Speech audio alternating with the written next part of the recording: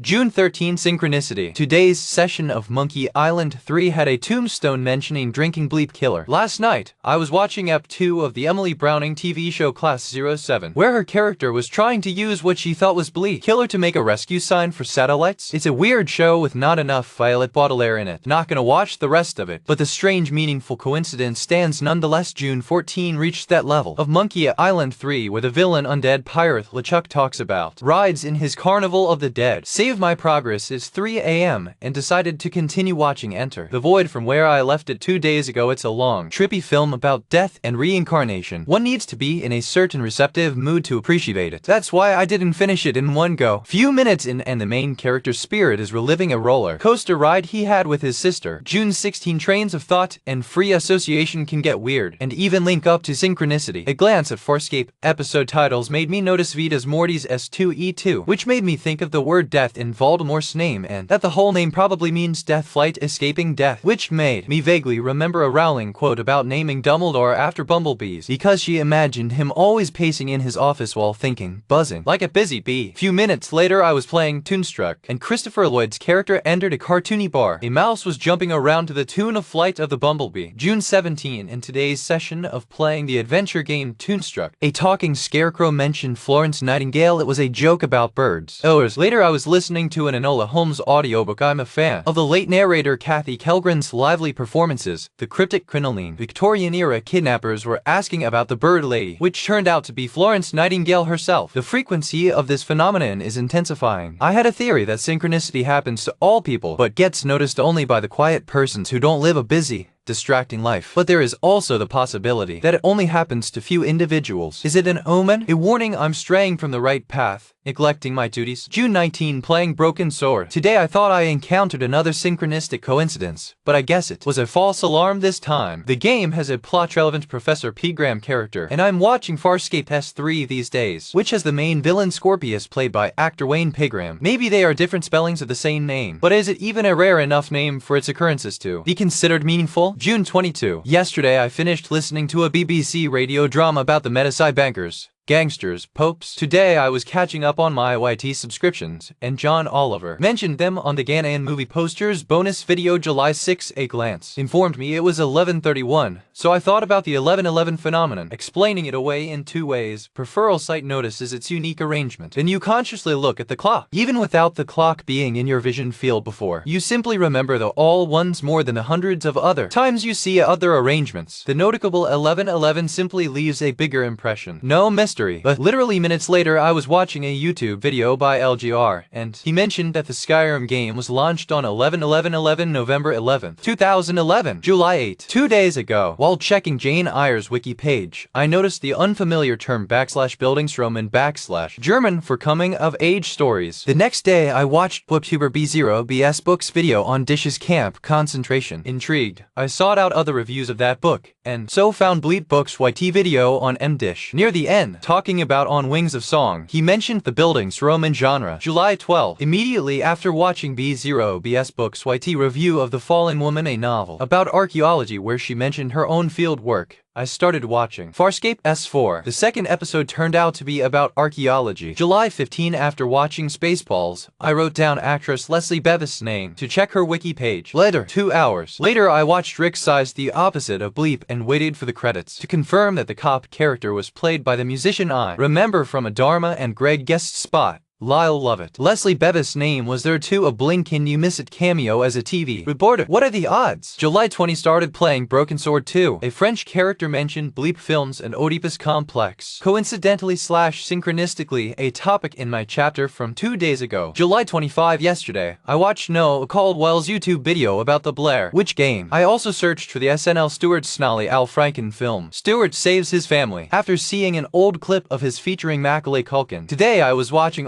RLM's vid Hollywood's Next Gold Rush, spooky internet memes, and Mike and Jay brought up the Blair Witch Project / movies that were based on SNL characters.